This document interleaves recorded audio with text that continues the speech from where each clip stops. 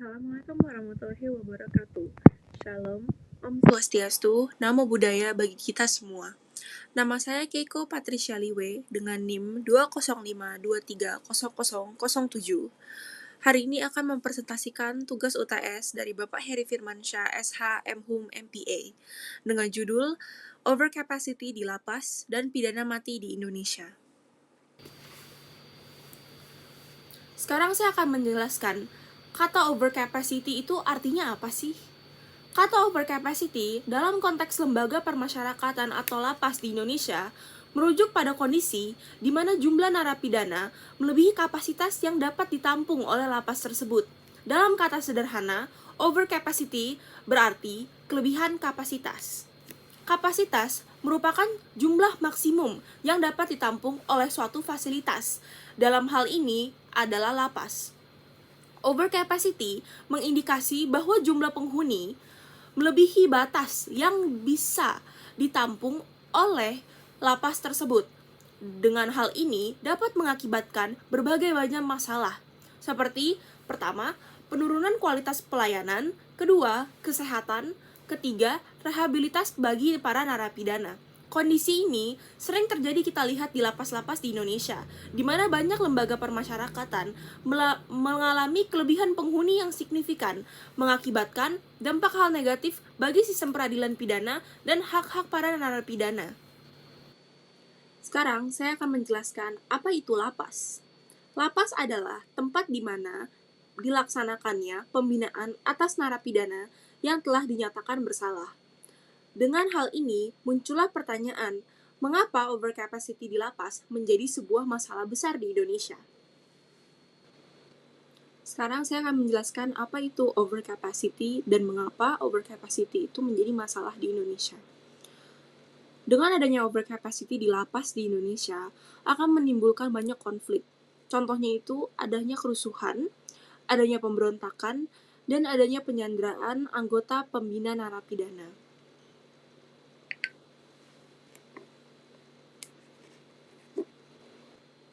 Ini adalah beberapa cara penyelesaian overcapacity di lapas Indonesia dapat dilaksanakan. Yang pertama, dengan melakukan alternatif pemindanaan non-pemenjaraan. Di negara lain seperti di Amerika, adanya sistem pemenjaraan yang bersifat semi-detention, weekend detention, day fine, dan social work.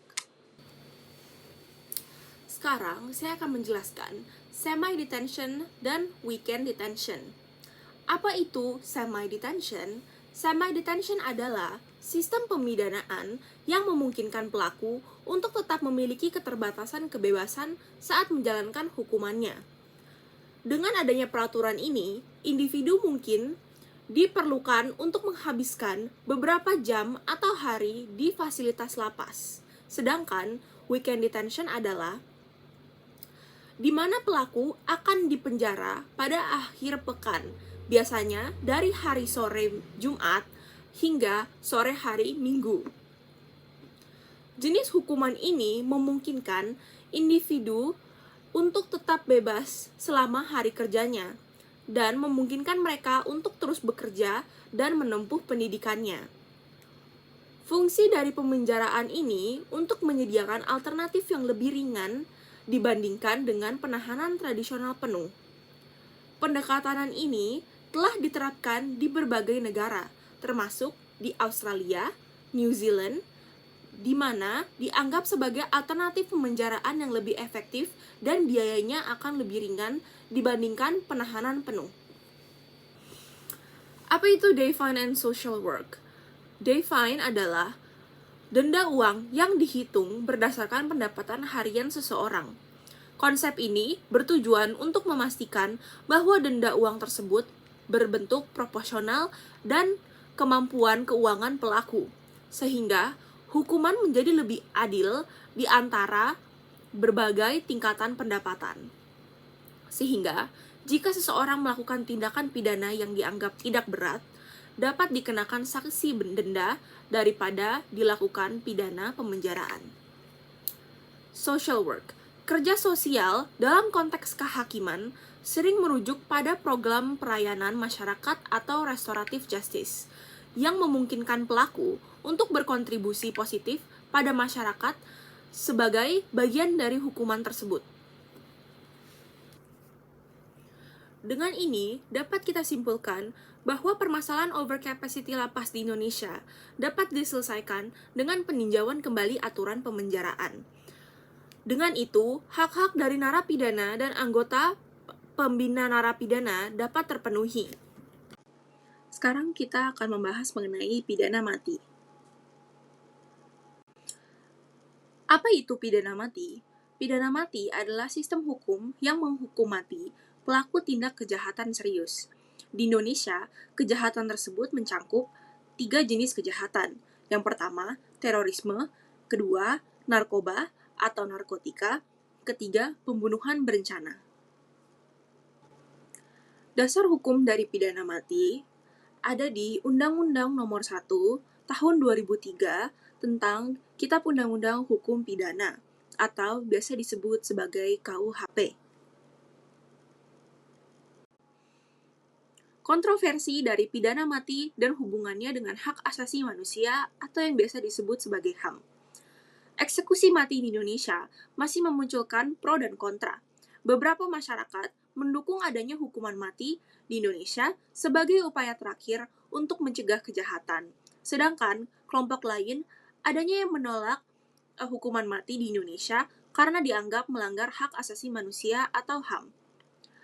Berikut adalah argumen pro dari hukuman mati. Yang pertama, adanya efek jera. Pendukung berargumen bahwa hukuman mati dapat memberikan efek jera bagi pelaku kejahatan serius, terutama narkoba. Harapannya dapat mencegah kejahatan di masa depan. Argumentasi kedua dari kelompok pro pidana mati. Keadilan bagi korban. Hukuman mati dianggap sebagai bentuk keadilan bagi korban dan masyarakat, terutama untuk kejahatan yang merugikan, seperti narkoba, pembunuhan berencana, dan terorisme. Hal lainnya, penerapan hukum yang tegas. Beberapa pihak melihat hukuman mati sebagai langkah tegas pemerintah untuk penegakan hukum, sebagai pihak-pihak yang telah merugikan banyak orang, seperti pembunuhan berencana, terorisme, dan juga narkotika. Berikut adalah argumen kontra dari hukuman mati. Yang pertama, pelanggaran hak asasi manusia. Penentangan hukuman mati berpendapat bahwa hukuman ini melanggar hak asasi manusia dan tidak manusiawi. Dikarenakan hal ini, banyak negara yang telah menghapuskan hukuman mati. Kedua, potensi kesalahan peradilan. Adanya kekhawatiran bahwa sistem peradilan dapat berpotensi salah dalam menjatuhkan hukuman mati, yang tidak dapat diperbaiki jika terpidana ternyata tidak bersalah. Hal ini menjadi poin plus yang harus dipikirkan oleh pemerintah saat menjalankan hukuman mati atau menjatuhkan hukuman mati kepada terdakwa, karena jika terdakwa sudah ditembak mati atau mendapatkan hukuman mati tersebut dan dinyatakan tidak bersalah, kita tidak dapat mengembalikan orang tersebut dan meminta maaf atau melakukan peradilannya supaya ia mendapatkan apa yang harusnya ia tidak lakukan. Yang ketiga, tidak efektif dalam mengurangi kejahatan. Penentang juga menyatakan bahwa belum ada bukti ilmiah yang menunjukkan bahwa hukuman mati ini adalah hal yang efektif dan dapat menurunkan tingkat kejahatan termasuk kejahatan narkoba. Dalam ini, dapat kita kesimpulkan bahwa perdebatan mengenai hukuman mati di Indonesia masih mencerminkan kompleksitas masalah dan moral. Sementara, beberapa melihatnya sebagai cara untuk menegakkan keadilan dan mencegah kejahatan. Hal ini dapat kita simpulkan sebagai pelanggaran hak asasi manusia dan beresiko menimbulkan kesalahan fatal dalam sistem peradilan di Indonesia. Diskusi ini terus berlanjut di kalangan masyarakat, akademisi, dan pembuat kebijakan. Demikianlah beberapa hal dari presentasi saya yang dapat saya sampaikan. Sebelumnya saya ingin mohon maaf sebesar-besarnya kepada hadirin sekalian apabila penyampaian saya tadi mungkin ada yang salah atau beberapa pernyataan yang menyinggung hadirin sekalian. Saya ini hanyalah manusia biasa yang tidak luput dari kesalahan. Setelah itu, saya juga ingin berterima kasih kepada Bapak Heri Firmansyah atas bimbingannya dari kelas-kelas hukum pidana setiap hari yang telah mengajar saya dan teman-teman yang lain sehingga saya dapat menyelesaikan tugas UTS ini. Sekian dan terima kasih video dari saya. Assalamualaikum warahmatullahi wabarakatuh. Salam sejahtera bagi kita semua. Om Santi Santi Om. Terima kasih semua.